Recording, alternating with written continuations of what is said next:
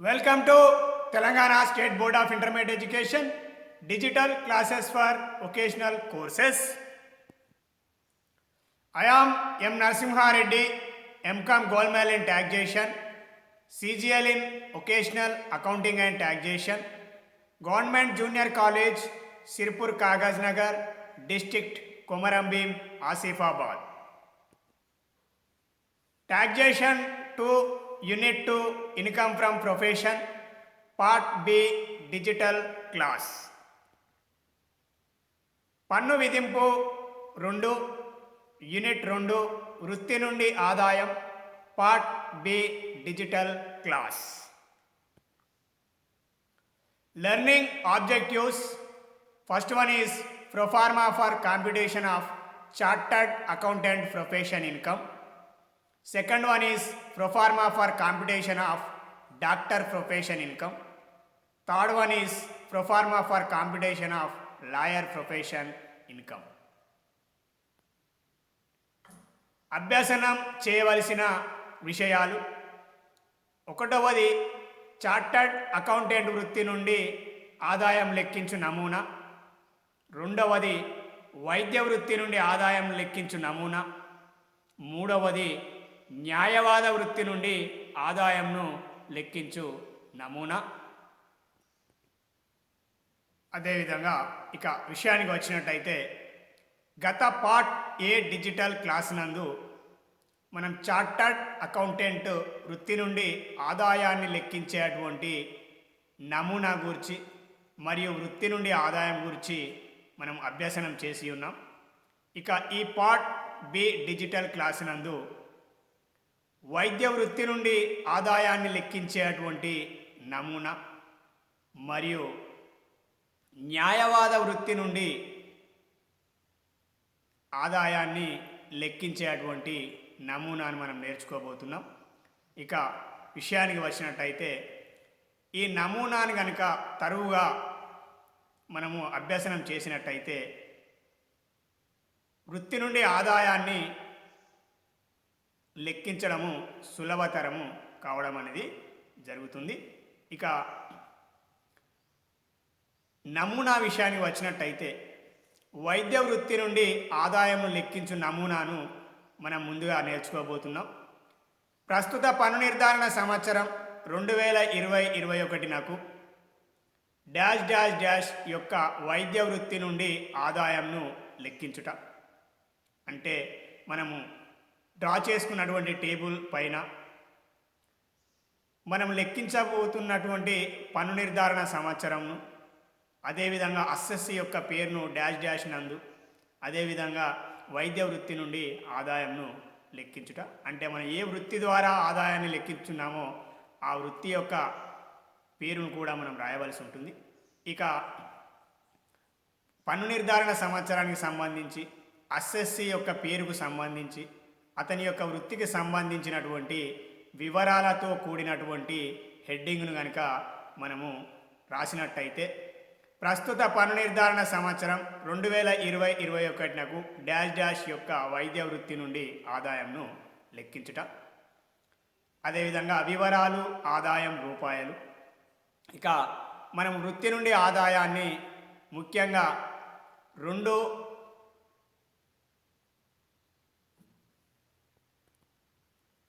Headings ద్వారా మనం లెక్కించవలసి ఉంటుంది. ఒకటవది మొదటి హెడ్డింగు కూడుము వృత్తిపరమైనటువంటి ఆదాయాలు లేదా వసూళ్ళు. రెండవది తీసివేయము వృత్తిపరమైనటువంటి చెల్లింపులు లేదా వ్యయాలు. ఇక్కడ మొదటి హెడ్డింగ్ విషయానికి వచ్చినట్టయితే మొదటి హెడ్డింగ్ నందు వైద్య వృత్తికి సంబంధించినటువంటి అన్ని రకాల ఆదాయాలను లేదా వసూళ్లను మనము పరిగణలోకి తీసుకునవలసి ఉంటుంది. కేవలం వృత్తిపరమైనటువంటి ఆదాయాలను లేదా వసూళ్లను మాత్రమే మనము పరిగణలోకి తీసుకునవలసి ఉంటుంది. ఇక వృత్తితో సంబంధం లేనటువంటి ఆదాయాలు ఉన్న ఎడల లేదా వృత్తితో సంబంధం లేనటువంటి వసూళ్లు ఉన్న ఎడల మనము వాటిని పరిగణలోకి తీసుకునవలసినటువంటి అవసరం లేదు, వదిలివేయవలసి ఉంటుంది.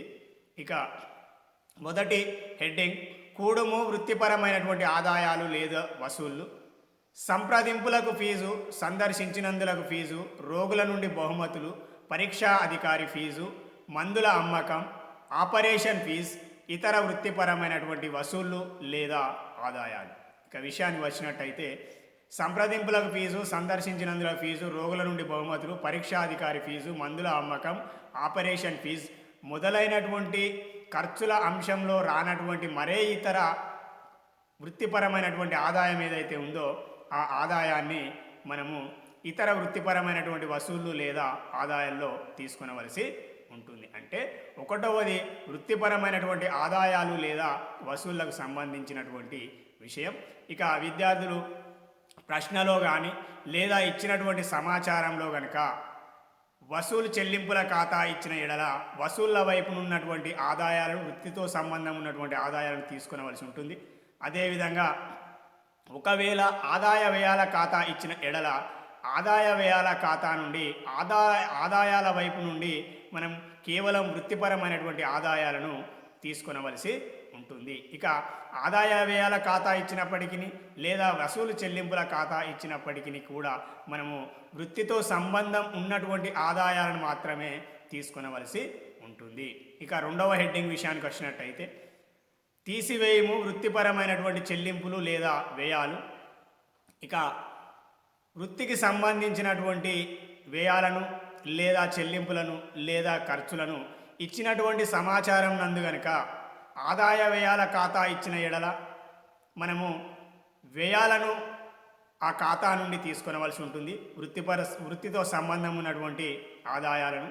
అదేవిధంగా ఒకవేళ వసూళ్ళు చెల్లింపుల ఖాతా ఇచ్చిన ఎడల మనం చెల్లింపుల వైపు నుండి మనం వృత్తితో సంబంధం ఉన్నటువంటి చెల్లింపులను మాత్రమే తీసుకొనవలసి ఉంటుంది. అంటే ఆదాయ వ్యయాల ఖాతా ఇచ్చినప్పటికీ లేదా వసూలు చెల్లింపుల ఖాతా ఇచ్చినప్పటికీ కూడా మనం కేవలం వృత్తిపరమైనటువంటి వ్యయాలను అదేవిధంగా వృత్తిపరమైనటువంటి చెల్లింపులను మాత్రమే పరిగణలోకి తీసుకునవలసి ఉంటుంది. వృత్తితో సంబంధం లేనటువంటి ఖర్చులు ఏవైనా ఉన్న ఎడల వాటిని మనం వదిలివేయవలసి ఉంటుంది.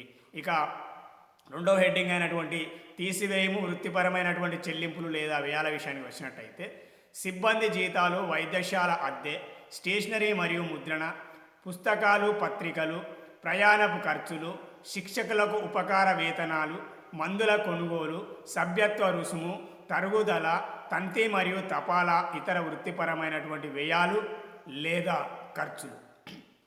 ఇక ఖర్చుల విషయానికి వచ్చినట్టయితే పైన పేర్కొనబడినటువంటి ఖర్చులన్నీ కూడా మనం వృత్తిపరమైనటువంటి ఖర్చులుగా భావించడం జరుగుతుంది. అదేవిధంగా పైన పేర్కొనబడినటువంటి ఖర్చులలో రానటువంటి లేదా చెల్లింపులలో రానటువంటి లేదా వ్యయాలలో రానటువంటి మొత్తం ఏదైనా ఉంటే చివరి అంశమైనటువంటి ఇతర వృత్తిపరమైనటువంటి వ్యయాలు లేదా ఖర్చులు లేదా చెల్లింపులు అంశం నందు మనం తీసుకొనవలసి ఉంటుంది. అదేవిధంగా ఇక మొదటి హెడ్డింగ్ నందు ఇన్నర్ కాలంలో రాసినటువంటి మొత్తాన్ని కూడగా వచ్చినటువంటి మొత్తాన్ని ఆదాయాలన్నింటినీ వసూళ్ళన్నింటినీ మనము ఔటర్ కాలంలో వెలుపలి వరుసలో రాయవలసి ఉంటుంది. వెలుపలి వరుసలో రాసిన తదుపరి రెండవ హెడ్డింగ్ అయినటువంటి తీసివేయము వృత్తిపరమైనటువంటి చెల్లింపులు లేదా వ్యయాలు ఖర్చులు ఏవైతే ఉన్నాయో ఆ మొత్తాలను కూడా మనము వృత్తితో సంబంధం ఉన్నటువంటి ఖర్చులన్నింటినీ ఇన్నర్ కాలంలో అంటే లోపలి వరుసలో రాసి లోపలి వరుసలో రాసినటువంటి మొత్తాలను కూడగా వచ్చినటువంటి మొత్తాన్ని వెలుపలి వరుసలో రాసి ఆ వెలుపలి వరుసలో రాయబడినటువంటి ఆదాయాల నుండి మనము ఖర్చుల మొత్తాలను తీసివేయగా వచ్చినటువంటి మొత్తాన్నే మనం వైద్య వృత్తి నుండి ఆదాయంగా చెప్పడం అనేది జరుగుతుంది. విద్యార్థులు ముందుగా స్టెప్ నెంబర్ 1 నందు ఈ విధంగా లైన్స్ను మనము టేబుల్ను డ్రా చేసుకొనవలసి ఉంటుంది. స్టెప్ నెంబర్ 1 నందు టేబుల్ను మనము ఈ విధంగా డ్రా చేసుకొనవలసి ఉంటుంది. ఇక స్టెప్ నెంబర్ 2 నందు ప్రస్తుత పన్ను నిర్ధారణ సంవత్సరం 2020-21 డాష్ డాష్ యొక్క వైద్య వృత్తి నుండి ఆదాయము లెక్కించుట. అంటే వైద్య వృత్తిని ఆదాయాన్ని లెక్కించుట కోసం గాను మనం మీద ఆ వృత్తికి సంబంధించినటువంటి పేరును, ఆ అసెస్ యొక్క పేరును, అదేవిధంగా ఏ పన్ను నిర్ధారణ సంవత్సరానికి మనం వృత్తి నుండి ఆదాయాన్ని లెక్కిస్తున్నామో ఆ పన్ను నిర్ధారణ సంవత్సరాన్ని మనము హెడ్డింగ్గా రాయవలసి ఉంటుంది టేబుల్ పైన. రాసిన తదుపరి వివరాలు, ఆదాయం రూపాయలు మనం స్టెప్ నెంబర్ 2 నందు మనము రాసుకొనవలసి ఉంటుంది. ఇక స్టెప్ నెంబర్ 3 విషయానికి వచ్చినట్టయితే, స్టెప్ నెంబర్ 1 నందు టేబుల్ను డ్రా చేసాం. స్టెప్ నెంబర్ 2 నందు మనం హెడ్డింగ్ను రాసాం, వివరాలు, ఆదాయం రూపాయలు రాసి ఉన్నాం. అదేవిధంగా స్టెప్ 3 నందు కూడుము వృత్తిపరమైనటువంటి ఆదాయాలు లేదా వసూళ్ళు మనము రాయవలసి ఉంటుంది. ఇక వైద్య వృత్తికి సంబంధించి ఆదాయాలు ఏవైతే ఉన్నాయో మనకు ఆదాయ వ్యయాల ఖాతా ఇచ్చినప్పటికీ లేదా వసూలు చెల్లింపుల ఖాతా ఇచ్చినప్పటికీ కూడా మనం వృత్తిపరమైన వైద్య వృత్తికి సంబంధించినటువంటి ఆదాయాలను, అదేవిధంగా వ్యయాలను, ఆదాయాలను లేదా వసూళ్లను మనము తీసుకునవలసి ఉంటుంది. అంటే ఇవి ఆదాయాలకు లేదా వసూళ్లకు సంబంధించినటువంటి అంశం. కాబట్టి సంప్రదింపులకు ఫీజు, సందర్శించినందులకు ఫీజు, రోగుల నుండి బహుమతులు, పరీక్షా అధికారి ఫీజు, మందుల అమ్మకం, ఆపరేషన్ ఫీజు, ఇతర వృత్తిపరమైనటువంటి వసూళ్లు లేదా ఆదాయాలన్నింటినీ కూడా మనము ఇచ్చినటువంటి సమాచారం నుండి తీసుకొని ఇన్నర్ కాలంలో రాసిన తదుపరి ఇన్నర్ కాలంలో వచ్చినటువంటి టోటల్ను చేయగా వచ్చినటువంటి మొత్తాన్ని మనం వెలుపలి వరుస ఔటర్ కాలంలో రాయవలసి ఉంటుంది స్టెప్ నెంబర్ 3 నందు. ఇక స్టెప్ నెంబర్ 4 నందు మనము రెండవ హెడ్డింగ్ అయినటువంటి తీసివేయము వృత్తిపరమైనటువంటి చెల్లింపులు లేదా వ్యయాలు. ఇక వృత్తిపరమైనటువంటి చెల్లింపులే కావచ్చు లేదా వ్యయాలే కావచ్చు లేదా ఖర్చుల ఏవైతే ఉన్నాయో కేవలం వృత్తితో సంబంధం ఉన్నటువంటి ఖర్చులనే మాత్రం పరిగణలోకి తీసుకోవాలి.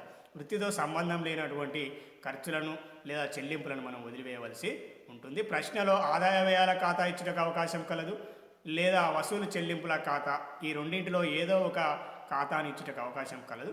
కావున విద్యార్థులు ఆదాయ వ్యయాల ఖాతా ఇచ్చినప్పుడు మనము ఆదాయ వ్యయాల ఖాతా నుండి వ్యయాల వైపు నుండి వృత్తితో సంబంధం ఉన్నటువంటి వ్యయాలను తీసుకునవలసి ఉంటుంది. అదేవిధంగా ఒకవేళ వసూలు చెల్లింపుల ఖాతా ఇచ్చిన ఎడల ఆ వసూలు చెల్లింపుల ఖాతా నుండి చెల్లింపుల వైపు నుండి మనం వృత్తితో సంబంధం ఉన్నటువంటి చెల్లింపులను తీసుకొనవలసి ఉంటుంది. ఇక సిబ్బంది జీతాలు, వైద్యశాల అద్దె, స్టేషనరీ మరియు ముద్రణ, పుస్తకాలు, పత్రికలు, ప్రయాణ ఖర్చులు, శిక్షకులకు ఉపకార వేతనాలు, మందుల కొనుగోలు, సభ్యత్వ రుసుము, తరుగుదల, తంతి మరియు తపాలా, ఇతర వృత్తిపరమైనటువంటి వ్యయాలు లేదా ఖర్చులు లేదా చెల్లింపులు ఏవైనా ఉన్న ఎడల ఆ చెల్లింపుల మొత్తాన్ని మనము ఇన్నర్ కాలంలో అంటే లోపలి వరుసలో రాసి ఆ లోపలి వరుసలో వచ్చినటువంటి మొత్తాన్ని మనము ఔటర్ కాలంలో రాయవలసి ఉంటుంది. ఔటర్ కాలంలో రాసిన తదుపరి మనం మొదటి హెడ్డింగ్ ఆదాయాలు లేదా వసూళ్ళు ఏవైతే ఉన్నాయో ఆ వసూళ్ళ మొత్తం నుండి మనం రెండో హెడ్డింగ్ కింద కూడబడినటువంటి ఖర్చుల మొత్తాన్ని లేదా చెల్లింపుల మొత్తాన్ని లేదా వ్యయాల మొత్తాన్ని మనం తీసివేయగా వచ్చినటువంటి మొత్తమే మనకు వైద్య వృత్తి నుండి ఆదాయంగా చెప్పడం అనేది జరుగుతుంది. ఇక వివరణ లేదా చిత్తుపని. ఒకటవది, వృత్తి నుండి ఆదాయం లెక్కించు సందర్భంలో కేవలం వృత్తిపరమైన వసూళ్లను మరియు ఆదాయాలను మాత్రమే పరిగణలోకి తీసుకునవలను. అనగా వృత్తితో సంబంధం లేని వసూళ్లను మరియు ఆదాయాలను వదిలివేయవలసి ఉంటుంది. కేవలం వృత్తితో సంబంధం ఉన్నటువంటి ఆదాయాలను వసూళ్లను మాత్రమే పరిగణలోకి తీసుకురావాలను. ఒకవేళ అవి వృత్తితో సంబంధం లేవని భావించిన ఎడల ఆ వసూళ్లను ఆ ఆదాయాలను వదిలివేయవలెను. ఇక రెండవది, వృత్తి నుండి ఆదాయం లెక్కించు సందర్భంలో కేవలం వృత్తిపరమైనటువంటి చెల్లింపులను మరియు వ్యయాలను మాత్రమే పరిగణలోకి తీసుకునవలెను. అనగా వృత్తితో సంబంధం లేని చెల్లింపులు మరియు వ్యయాలను ఖర్చులను వదిలివేయవలసి ఉంటుంది. అదేవిధంగా ఆదాయాల విషయంలో ఏ విధంగానైతే మనం వృత్తితో సంబంధం ఉన్నటువంటి ఆదాయాలను అదేవిధంగా వృత్తితో సంబంధం ఉన్నటువంటి వసూళ్లను తీసుకున్నామో ఇక ఖర్చుల విషయంలో కూడా వృత్తితో సంబంధం ఉన్నటువంటి వ్యయాలే కావచ్చు ఖర్చులే కావచ్చు చెల్లింపులను మాత్రమే పరిగణలోకి తీసుకునవలసి ఉంటుంది. ఒకవేళ ఇచ్చిన సమాచారం ప్రశ్న యందు కనుక వృత్తితో సంబంధం లేనటువంటి వసూళ్ళు వృత్తితో సంబంధం లేనటువంటి చెల్లింపులే కావచ్చు వృత్తితో సంబంధం లేనటువంటి వ్యయాలే కావచ్చు వృత్తితో సంబంధం లేనటువంటి ఖర్చులు ఏవైనా ఉన్న ఎడల మనం వాటిని పరిగణలోకి తీసుకునవలసినటువంటి అవసరం లేదు, వాటిని వదిలివేయవలసి ఉంటుంది. అది మనము ప్రశ్న ఒక్క ప్రశ్నను సాధన చేసే టైంలో మనము త్వరితగతిన అర్థం చేసుకున్నటకు అవకాశం కలదు. Computation of income from doctor profession for the current assessment year 2020 and 21. Particulars income rupees. First heading, add professional receipts and incomes, consultancy fees, visiting fees, operation fees, sale of medicines, examiners fees, gifts from patients, other professional receipts. ఈ విధంగా మనము doctor profession సంబంధించి receipts కానీ incomes కానీ తీసుకున్న తదుపరి ఆ total చేసిన తదుపరి ఆ టోటల్ మొత్తాన్ని మనము ఇన్నర్ కాలంలో రాసినటువంటి టోటల్ను మనం అవుటర్ కాలంలో రాయవలసి ఉంటుంది. ఇక second heading, less professional payments or expenses, staff salaries, dispensary expenses, travelling expenses, depreciation on equipments, books and journals, cost of medicines, printing and stationery, any other professional expenditure. ఇక్కడ మనము రెండవ హెడ్డింగ్ కింద professional payments or expenses ఏవైతే ఉన్నాయో ఆ ఎక్స్పెన్సెస్ను మనము రెండవ heading కింద ఇన్నర్ కాలంలో టోటల్ చేసి అవుటర్ కాలంలో రాసి ఫస్ట్ హెడ్డింగ్ టోటల్ ఇన్కమ్స్ నుండి లేదా రిసిప్ట్స్ నుండి మనము రెండవ హెడ్డింగ్ పేమెంట్స్ ఆర్ ఎక్స్పెన్సెస్ టోటల్ను తీసివేయగా వచ్చినటువంటి మొత్తమే income from doctor professional income. విద్యార్థులు ముందుగా ఈ విధంగా టేబుల్ను డ్రా చేసుకోవలసి ఉంటుంది. ఆ సమాధానాన్ని చేయబోయే ముందు విద్యార్థులు ముందుగా టేబుల్ను ఈ విధంగా డ్రా చేసుకోవలసి ఉంటుంది. Draw the table like this. After టేబుల్ను డ్రా చేసుకున్న తదుపరి మనము మీద హెడ్డింగ్ రాయవలసి ఉంటుంది. అసెస్మెంట్ ఇయర్ సంబంధించిన సమాచారం ప్లస్ ఇన్ఫర్మేషన్ తోటి plus profession information and assessment year ఇన్ఫర్మేషన్కు సంబంధించినటువంటి సమాచారంతో ఇన్ఫర్మేషన్ తోటి మనము హెడ్డింగ్ రాయవలసి ఉంటుంది. అది హెడ్డింగ్ రాయడం వల్ల ఈ విధంగా ఉండడం జరుగుతుంది. Competition of dash dash income from doctor profession for the current assessment year 2020 and 21. Particulars income rupees. ఈ విధంగా మనము స్టెప్ నెంబర్ 2 నందు ఈ విధంగా రాయవలసి ఉంటుంది. స్టెప్ నెంబర్ 3 నందు మనము ఫస్ట్ హెడ్డింగ్ కింద వచ్చేటువంటి ఇన్కమ్స్ అండ్ రిసిప్ట్స్ను తీసుకోవలసి ఉంటుంది. Consultancy fee, visiting fee, operation fee, sale of medicines, examiners fee, gifts from patients, other professional receipts. Inner కాలంలో రాసిన తదుపరి ఇన్నర్ కాలంలో వచ్చినటువంటి టోటల్ మొత్తాన్ని టోటల్ చేసి అవుటర్ కాలంలో రాయవలసి ఉంటుంది. ఫోర్త్ స్టెప్ నందు under fourth step second heading, less professional payments or expenses, staff salaries, dispensary expenses, travelling expenses, depreciation on equipment, books and journals, cost of medicines, printing and stationery, any other professional expenditure. ఈ expenditure or payments or expenses టోటల్ను inner కాలంలో కూడగా వచ్చినటువంటి మొత్తాన్ని మనము outer కాలంలో రాయవలసి ఉంటుంది. ఇక మొదటగా ఫస్ట్ హెడ్డింగ్ యొక్క రిసిప్ట్స్ ఆర్ ఇన్కమ్స్ టోటల్ నుండి second heading total payments or ఎక్స్పెన్సెస్ను తీసివేయగా వచ్చినటువంటి మొత్తమే doctor professional income, income from doctor profession. Here working notes number 1. While computing income from profession, only professional related income receipts are taken into account.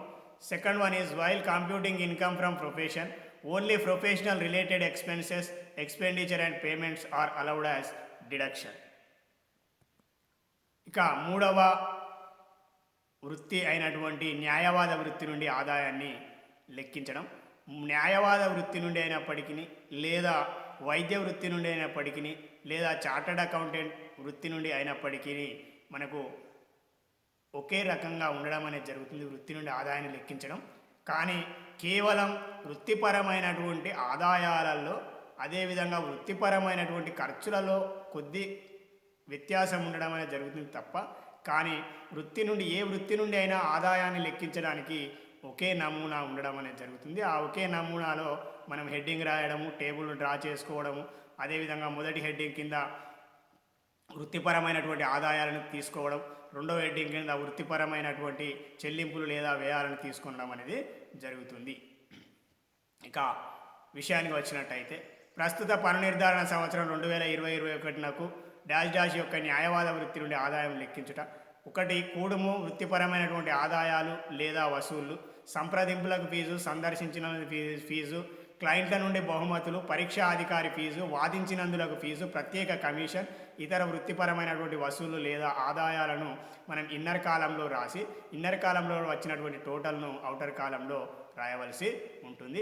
ఇక రెండవ heading ఏదైతే ఉందో తీసివేయము వృత్తిపరమైనటువంటి చెల్లింపులు లేదా వ్యయాలు, సిబ్బంది జీతాలు, కార్యాలయపు అద్దె, స్టేషనరీ మరియు ముద్రణ, పుస్తకాలు, పత్రికలు, ప్రయాణపు ఖర్చులు, కోర్టు ఫీజు మరియు స్టాంపులు, తరుగుదల, తంతి మరియు తపాలా, ఇతర వృత్తిపరమైనటువంటి వ్యయాలు లేదా ఖర్చుల మొత్తాన్ని మనము ఇన్నర్ కాలంలో రాసిన తదుపరి సర్దుబాటు చేసుకున్న తదుపరి వచ్చినటువంటి మొత్తం టోటల్ చేయగా వచ్చినటువంటి మొత్తం ఏదైతే ఉందో ఆ మొత్తాన్ని అవుటర్ కాలంలో రాస్తూ మొదటగా మనము వృత్తిపరమైనటువంటి ఆదాయాలు లేదా వసూళ్ల మొత్తం కనుగొన్నటువంటి వసూళ్ల మొత్తం నుండి మనము రెండో హెడ్డింగ్ కింద వృత్తిపరమైన చెల్లింపులు లేదా వ్యయాల మొత్తాన్ని కనుక తీసివేయగా వచ్చినటువంటి మొత్తమే న్యాయవాద వృత్తి నుండి ఆదాయము అగును. అదేవిధంగా న్యాయవాద వృత్తి నుండి ఆదాయాన్ని లెక్కించేటువంటి సందర్భంలో కూడా విద్యార్థులు ఈ విధంగా టేబుల్ డ్రా చేసుకోవాల్సి ఉంటుంది. అదేవిధంగా రెండవ స్టెప్ నెంబర్ నందు ప్రస్తుత పన్ను నిర్ధారణ సంవత్సరం 2021 డాష్ డాష్ యొక్క న్యాయవాద వృత్తి నుండి ఆదాయాన్ని లెక్కించుట. వివరాలు ఆదాయం రూపాయలు, ఈ విధంగా హెడ్డింగ్ రాసుకోవాల్సి ఉంటుంది. అదేవిధంగా వివరాలు ఆదాయం రూపాయలు. స్టెప్ నెంబర్ 3 నందు 1వ హెడ్డింగ్ కూడుము వృత్తిపరమైనటువంటి ఆదాయాలు లేదా వసూళ్ల విషయానికి వచ్చినట్టయితే ఆ వృత్తిపరమైనటువంటి ఆదాయాలను వసూళ్లను ఇచ్చినటువంటి సమాచారం నుండి తీసుకుంటూ సంప్రదించినందులకు ఫీజు, సందర్శించినందులకు ఫీజు, క్లయింట్ల నుండి బహుమతులు, పరీక్షాధికారి ఫీజు, వాదించినందుల ఫీజు, ప్రత్యేక కమిషన్ ఫీజు, ఇతర వృత్తిపరమైనటువంటి వసూళ్లు లేదా ఆదాయాల మొత్తాన్ని ఇన్నర్ కాలంలో రాసి వచ్చినటువంటి మొత్తాన్ని మనం అవుటర్ కాలంలో రాయవలసి ఉంటుంది. ఇక 4వ స్టెప్ నందు సిబ్బంది జీతాలు, కార్యాలయపు అద్దె, స్టేషనరీ మరియు ముద్రణ, పుస్తకాలు, పత్రికలు, ప్రయాణపు ఖర్చులు, కోర్టు ఫీజులు మరియు స్టాంపులు, తరుగుదల, తంతి మరియు తపాలా, ఇతర వృత్తిపరమైనటువంటి వ్యయాలు లేదా ఖర్చులు అంటే రెండవ హెడ్డింగ్ కింద తీసివేయము వృత్తిపరమైనటువంటి చెల్లింపులు వ్యయాల మొత్తాన్ని కూడగా వచ్చినటువంటి ఇన్నర్ కాలంలో కూడగా వచ్చినటువంటి మొత్తాన్ని మనం అవుటర్ కాలంలో రాస్తూ మొదటి హెడ్డింగ్ అయినటువంటి వృత్తిపరమైనటువంటి ఆదాయాలు లేదా వసూళ్ల మొత్తం నుండి మనము రెండవ హెడ్డింగ్ ఖర్చులు లేదా చెల్లింపులు వ్యయాల మొత్తాన్ని తీసివేయగా వచ్చినటువంటి మొత్తమే న్యాయవాద వృత్తి నుండి ఆదాయము అగును. ఇక చిత్తు పని లేదా వివరణ. వృత్తి నుండి ఆదాయం లెక్కించు సందర్భంలో కేవలం వృత్తిపరమైనటువంటి వసూళ్లను మరియు ఆదాయాలను మాత్రమే పరిగణలోకి తీసుకునేవాళ్ళను. అనగా వృత్తితో సంబంధం లేని వసూళ్లను మరియు ఆదాయాలను వదిలివేయవలసి ఉంటుంది. అంటే దీని అర్థం కేవలం వృత్తితో సంబంధం ఉన్నటువంటి ఆదాయాలను మాత్రమే పరిగణలోకి తీసుకునవలసి ఉంటుంది, లెక్కలోనికి తీసుకునవలసి ఉంటుంది. వృత్తితో సంబంధం లేనటువంటి ఆదాయాలు కానీ లేదా వసూళ్లు కానీ ఏమైనా ఉన్న ఎడల మనం వాటిని పరిగణలోకి తీసుకునవలసినటువంటి అవసరం లేదు, వదిలివేయవలసి ఉంటుంది. ఇక రెండవది, వృత్తి నుండి ఆదాయం లెక్కించే సందర్భంలో కేవలం వృత్తిపరమైనటువంటి చెల్లింపులను మరియు వ్యయాలను మాత్రమే పరిగణలోకి తీసుకునేవాళ్ళను. అనగా వృత్తితో సంబంధం లేని చెల్లింపులను మరియు వ్యయాలను ఖర్చులను వదిలివేయవలసి ఉంటుంది. అంటే ఆదాయాల విషయంలో ఏ విధంగానైతే మనం వృత్తిపరమైనటువంటి ఆదాయాలను వ్యయాలను తీసుకోవడం అనేది ఆదాయాలను ప్లస్ వసూళ్లను తీసుకోవడం జరిగిందో, ఇక ఖర్చుల విషయానికి వచ్చినట్టయితే వృత్తిపరమైనటువంటి ఖర్చులను లేదా చెల్లింపులను లేదా వ్యయాలను మాత్రమే మనం పరిగణలోకి తీసుకోవాలి. వృత్తితో సంబంధం లేనటువంటి వ్యయాలు కనుక ఉన్న ఎడల లేదా ఖర్చులు కనుక ఉన్న ఎడల చెల్లింపులు కనుక ఉన్న ఎడల మనము వాటిని వదిలివేయవలసి ఉంటుంది. దీని అర్థం కేవలం వృత్తిపరమైనటువంటి ఆదాయాలను వసూళ్లను మనం పరిగణలోకి తీసుకునవలసి ఉంటుంది. ఖర్చుల విషయంలో కేవలం వృత్తిపరమైనటువంటి ఖర్చులను చెల్లింపులను లేదా వ్యయాలను మాత్రమే పరిగణలోకి తీసుకునవలసి ఉంటుంది. Computation of dash dash income from lawyer profession for the current assessment year 2020-21. First heading, add professional receipts or incomes practicing or legal fees, consultancy fees, special commission fees, examiners fees, gifts from clients, టోటల్ను మనం outer కాలంలో రాయవలసి ఉంటుంది. ఇక less professional payments or expenses, office expenses, staff salaries, depreciation and office equipment, books and journals, court paper and stamps, travelling expenses, printing and stationery, postage, telephone.